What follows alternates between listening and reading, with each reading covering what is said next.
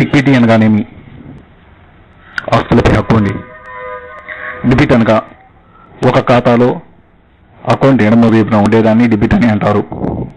Good will ఖాతా దేనికి సంబంధించినది? గుడ్ విల్ ఖాతా దేనికి సంబంధించినది? వాస్తవిక ఖాతాకి. ఖాతా ఏ ఆకారంలో ఉంటుంది? ఖాతా ఏ ఆకారంలో ఉంటుంది? టీ ఆకారంలో అండి.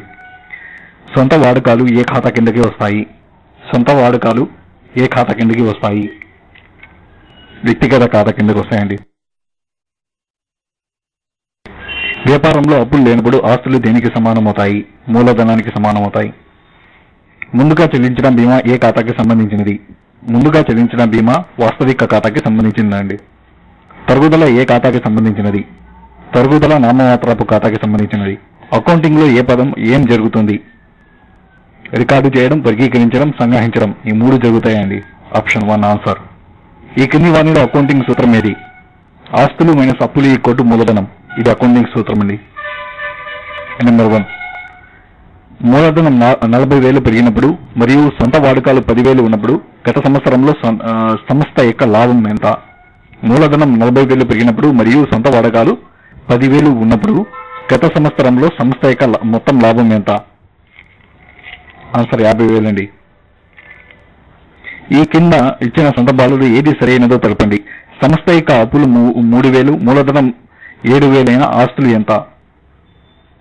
సంస్థ యొక్క అప్పులు 3,000, మూలధనం 7,000 అయిన సంస్థ ఆస్తులు ఎంత? 10,000.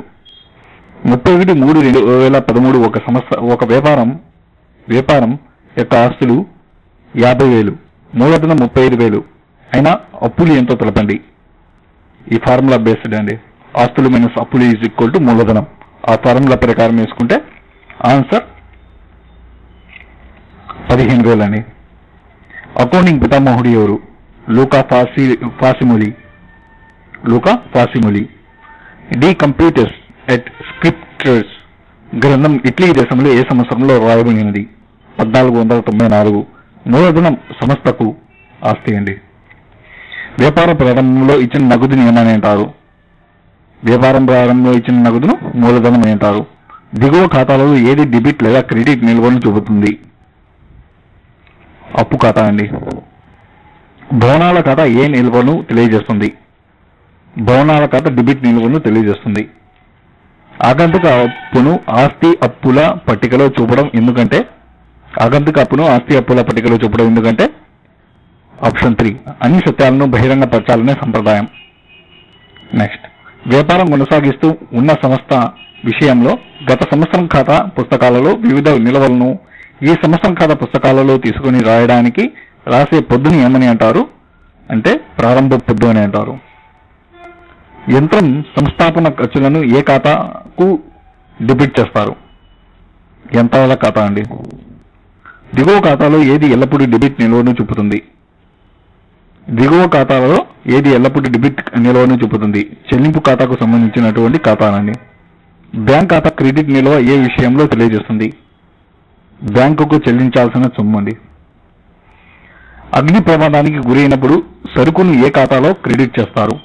కొనుగోలు ఖాతాలో క్రెడిట్ చేస్తారు. యజమాని సొంతానికి తీసుకున్న వనరుని ఏ ఖాతాలో డెబిట్ చేస్తారు? సొంత వాడుకల ఖాతా అండి. ఖాతాల సమూహాన్ని ఏమని అంటారు? ఖాతాల సమూహాన్ని ఆవర్జా అని అంటారు.